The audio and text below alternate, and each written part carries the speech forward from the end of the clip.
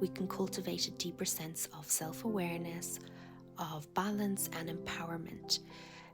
So it's not so confusing. Whereas a different week of the month, you might be on fire and you'll get like a month's worth of work done in a couple of hours. Just fire it out. You're like creative, pew, pew, pew, like that. Making it with your life and day-to-day activities. If you've ever wondered why or how your energy levels change throughout the month, you're in. Hello ladies, thank you so much for joining me. Welcome back. I really wanted to do this video because it's just been such an eye-opener about cycle syncing, and it's trying to embrace that and apply it to my own life. You would think this is common knowledge or everyone knows this, but I don't think everybody actually practices this. Or I know the more I'm embracing this, the better like everyday life is becoming. So that's why I wanted to make this video. So if you're new here, my name's Kira. The channel's called Hippie and Heels because it's all about that's such a like contradiction, the hippie mindset, free love, and I did a whole video about 1960s counterculture, so make sure to check that out. But also like hippie in heels, like I just like that approach, that it's a mindset. You don't need to look like anything to agree with it. You don't need to look a certain way to be or to agree with philosophies. That it's your life. You get to pick and choose. You don't have to be in a particular category, and you're allowed to change your mind. And that's what this channel is all about, making like seeing what feels good in your body and what you agree with, and these kind of concepts. So that's why I like to bring various ideas, various concepts to you. I'm hoping you have a growth mindset and that you're open-minded and that you're willing to learn new things and that these things benefit your life. And I'm all about like sharing feminine wisdom, sharing among friends, to have that sisterhood, and among family, to get women talking a bit more. And choose what resonates with you, that you're not on autopilot and just agree with everything. Just think and check in with your body, see what feels good. So today I want to share the benefits and some wisdom, and then common misconceptions about cycle syncing. So let's get on with the video. So welcome for today, and we're going to talk about the amazing phenomenon known as female cycle syncing, so your menstrual cycle. If syncing it with your life and day-to-day activities. If you've ever wondered why or how your energy levels change throughout the month, you're in the right place. I'm here to share with you some empowering information that can help you live a more aligned and balanced life. So they'd say that the male system, the traditional male system, is like a 24-hour cycle, that they can sleep, like if they're tired they just sleep and they reset. So it's like a phone, you just plug it in and charge it and it's reset and ready to go. But obviously the female system is a lot more complicated, I feel, because like we're making life maybe not complicated, it's just more complex. It's more intricate in the sense that it's a monthly cycle, so there's ebbs and flows, and within 1 month, so like 1 week or 2 weeks of the month, you could have loads of energy and you're really creative and you're getting loads done, but it's really hard to sustain that throughout a whole month. It's really hard to sustain that in like this masculine concept of action orientated and output. Like, so if you're in a workplace, it's like very hard for women, or I find personally from experience that it was very hard to sustain it for a whole month. And this it affects women differently. Everyone's cycle is so unique, so I'm going to talk about that next as well. So first off, what exactly is cycle syncing? Well, it's an idea that the woman's hormonal changes or energy changes throughout her menstrual cycle can affect various aspects of her life. It can include your willingness to go out and socialize, your energy levels, your mood, even your cognitive abilities. So, like scatterbrain and forgetting things, understanding and embracing this natural rhythm can empower us to make the most of each phase of our cycle. So, if you understand something, I feel like you then become self-aware, and that's how you regain and empower yourself. That's how you regain your control, or feeling of control. That if you actually learn about something, it's empowering, because if you don't know why you do something, I feel like you're just blindly following. You're just like at the mercy of whatever's coming up next. Whereas if you understand something, you can plan ahead, or you can plan. Not that you need to change it, just that you become so aware that you might put things in place. Oh, I'm always triggered by this. Trying to think of a real life example here. Say if you're triggered by something, or I know I'm going to be really, really tired that day.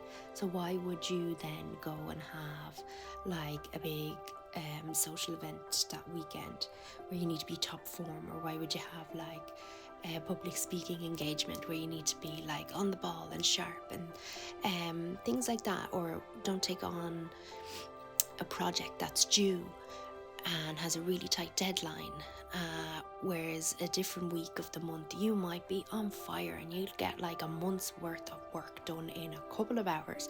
Just fire it out. You're like creative, pew, pew, pew. Like that energy is, women have so much creative energy that like we create life, we create human beings and consciousness, and like, yeah, if you think about it in that way, you're like, okay, yeah. So let's break this down to each phase so you can understand a bit more, and we'll get into the biology of it as well. So how to make the most of each phase.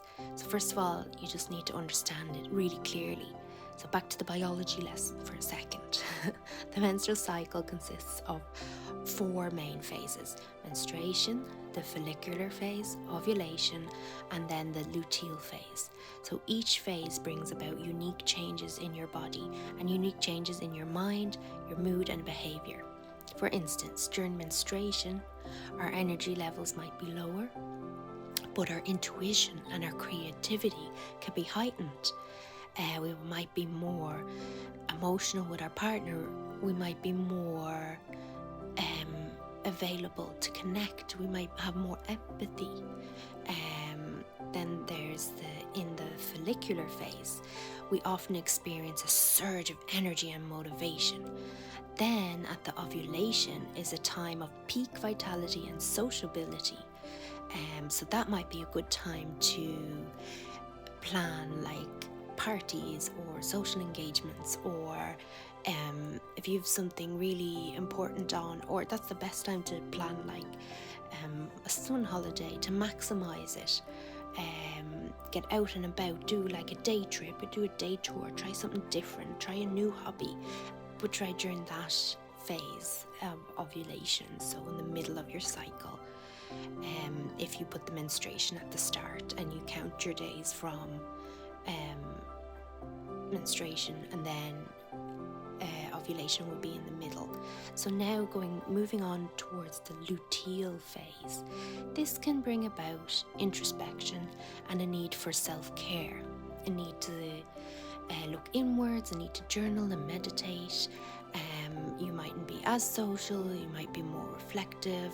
So if you're watching, it can even like affect you to certain shows that you're watching on TV, or like you might be 1 week of the month you're into a movie, or you're listening to something on YouTube, you're trying to learn that maybe to do that more in the ovulation phase. You might be more so like able to hold in the information, able to like embody it and practice it straight away, you might be more receptive to learning.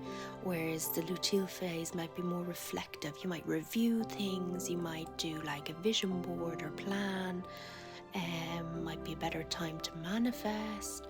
So let's see how we can apply this. So how can you apply this knowledge to your modern lives?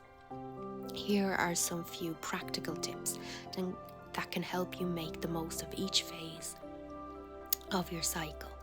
So during menstruation, honor your body's need for rest and rejuvenation. Take time for self-care activities like meditation, gentle yoga, or simply curling up with a good book. Have a bath, have a lovely spiritual bath. So where you have like a shower and you cleanse first, and then you have a bath with either crystals or bath salts, or like you basically have a bath, but you have you sit in the water and you either journal, manifest, visualize. It's like the spiritual bath is like a normal bath but with purpose. It's like you're charging up you're using the bath to set intentions. It's intentional, the bath.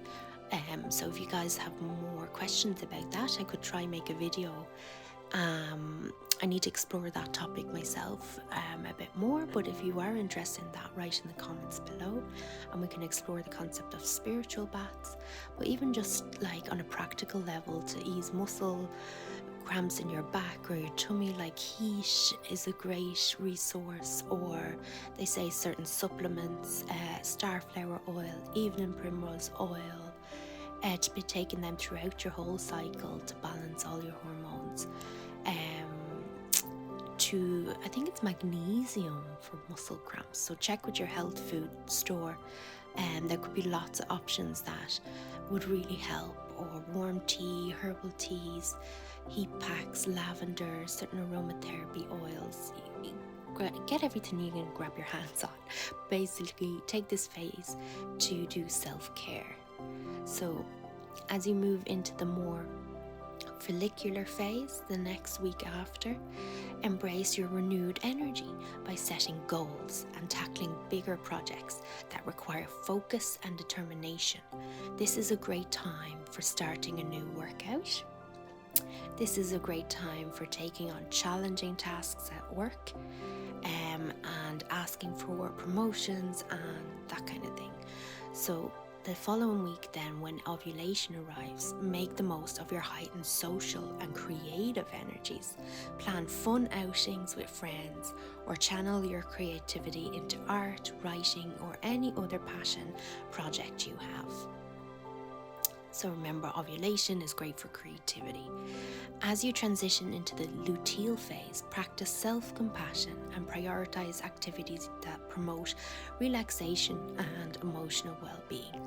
So this might be a good time to like schedule a massage, practice gentle yoga, or simply spend quiet moments in nature. You could try journaling, or it'd be a good time to book a counseling session if you're still working through some type of emotional trauma. So remember that these are just general guidelines and that every woman's experience is unique. So it's important to listen to your own body and adjust your activities accordingly. And maybe not every single month will be in this same pattern. So you need to track and record and become aware. Just try to tune into your body and notice your cycle a bit more. So by living in tune with our natural cycles, we can cultivate a deeper sense of self-awareness, of balance and empowerment. So it's not so confusing. So you're not constantly like surprised. Oh, why am I acting that way? Or I just had a disagreement with a friend. Why was I so snappy and emotional? Or what part of the month are you in? What cycle? What phase are you in? Because it may have affected it. Not saying that it definitely did, but if you take that into account, sometimes it just takes the emotional charge out of a situation, and you can be a bit more step back and be a bit more logical. And even if you're constantly fighting with your partner, is there a certain time that like see if there's a pattern? It's not always the case, but it could be a component to the overall picture.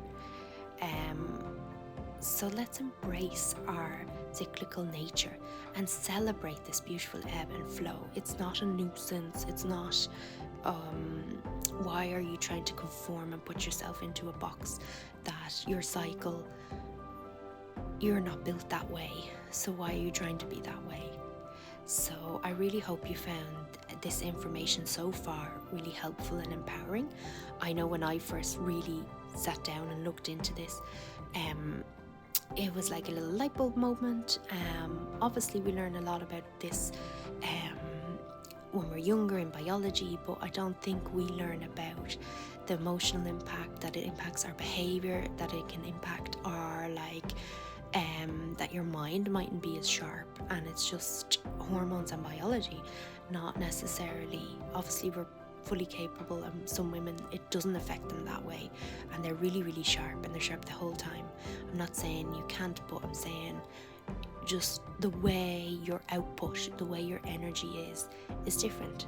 So like I said, you could get all your work done in 1 week and get this massive creative project and have so much energy, but you may need to rest then after. I also have another video about human design. Human design is another thing to look into. That's more like a spiritual consciousness type thing, that it's like your aura, it's the way your body manages energy, and it's done like astrology almost. It's done from like your date of birth, so that's really interesting how you manage energy as well. So sometimes it's not just basic biology, it could be a more check out human design, because that can help if you're constantly getting burnt out, if you're constantly feeling like you can't be productive in life. Check that out as well. It's an eye-opener. So I have a video on that, but even if you Google human design, you're going to go down a whole rabbit hole. It's amazing. If you like my kind of content on this channel, you'll definitely like those topics as well. So back to the video. If you'd like to learn more, I'm going to try put links and stuff in the description box, so have a look underneath this video. There's a little arrow where you drop down and it says video description, and that's where people always have like resources or other videos you can watch. So we're all about living a more aligned and harmonious life, like strive for better. There are several misconceptions about the female cycle that are important to address. So here are a few of them. So one of the first ones is that all women's cycles sync up. So one common misconception is that all women who spend a significant amount of time together will eventually sync up their menstrual cycles. So I'm not sure about this. However, research suggests that the evidence for widespread cycle syncing among women is limited. Some studies have indicated a potential for synchronization of cycles among women who live really close together or spend a lot of time in close proximity. Maybe this applied like when years ago, more tribal settings. The overall evidence is not conclusive. The idea of universal cycle syncing may be more of a myth than a scientific fact. So cycle syncing means that all women experience the same symptoms at the same time. This is not necessarily true. That's another misconception, is that women's cycles do sync and they will all experience the same symptoms at the same time. In reality, everyone's menstrual cycle is unique. It's down to your own nutrition, it's down to your own biochemistry. Even within one family, I think you can be different. The symptoms and experience can vary widely from person to person. Even if cycles do sync, it doesn't mean that everyone will experience the same mood changes every month at that specific day, energy levels or physical symptoms simultaneously.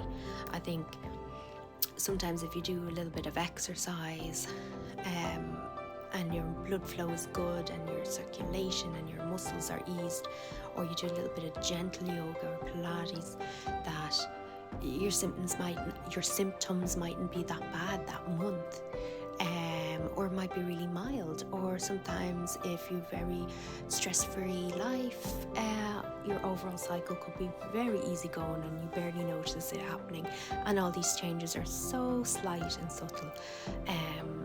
So I think we're all uniquely made up, that only you know your body the best. So another common misconception is that cycle syncing is a fixed. Some people believe that the cycle syncing is a rigid and fixed process where women's bodies are bound to follow a set pattern. However, in reality is that hormonal fluctuations and their effects on your mood, energy and cognitive abilities can vary greatly. It can vary from person to person, and I think it can additionally vary from what's happening in your life. Factors such as stress, diet, exercise, time of the year, what season of the year, are you getting vitamin D and sunlight? All your individual health conditions can influence a woman's cycle and how she experiences each phase. Another common misconception is that cycle syncing is a negative phenomenon. This whole concept of power through, just ignore it, get on with it, get through the week, keep doing sports, keep going, act as if normal, output. This masculine approach, this real action-oriented energy. There's a misconception that cycle syncing always leads to negative outcomes, such as increased conflict or competition among women. So on the contrary, understanding and embracing the concept of cycle syncing can be empowering and can foster a sense of solidarity and mutual understanding and among women. Like, do women actually talk about this with each other, or is there this sense of embarrassment? Is there this sense of that's too private, but we're all experiencing it, it's the same, in some format we're experiencing it, why can't we talk about it? It's the same, this kind of hush-hush approach. I think maybe more Western societies, I can't speak for other societies or other cultures where maybe women are more open about this among each other. So it's about mutual understanding about women. It's an opportunity for women to support each other, to share experiences, and to celebrate the diverse ways in which their bodies and minds change throughout the month. It's like, I feel a little bit like childbirth or labor. It's like I don't want to scare this woman, so I'm not going to talk about it. Maybe, I know ignorance can be bliss, but I also did a whole video about my positive birth experience, especially on my second child, so you can check that out in my parenthood playlist. And I also talk about how women don't share that enough and talk openly about their labour story.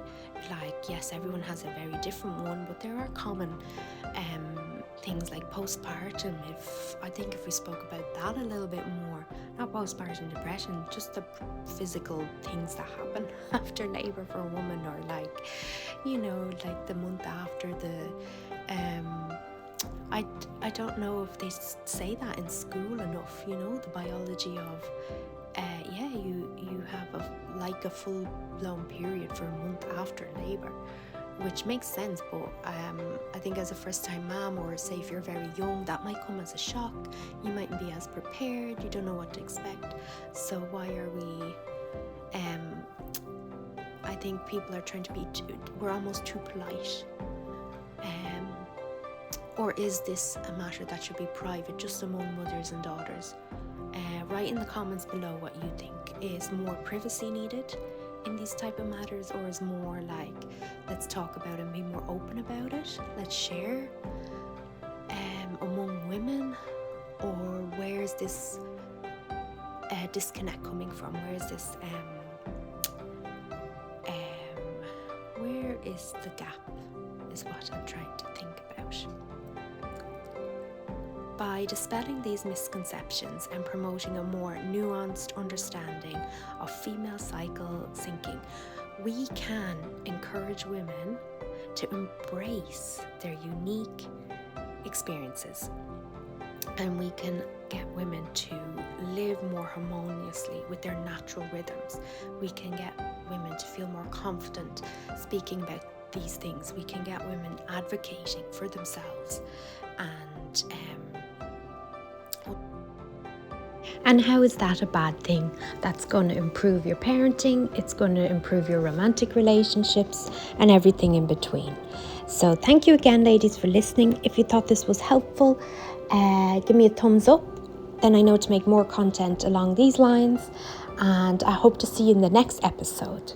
Stay tuned.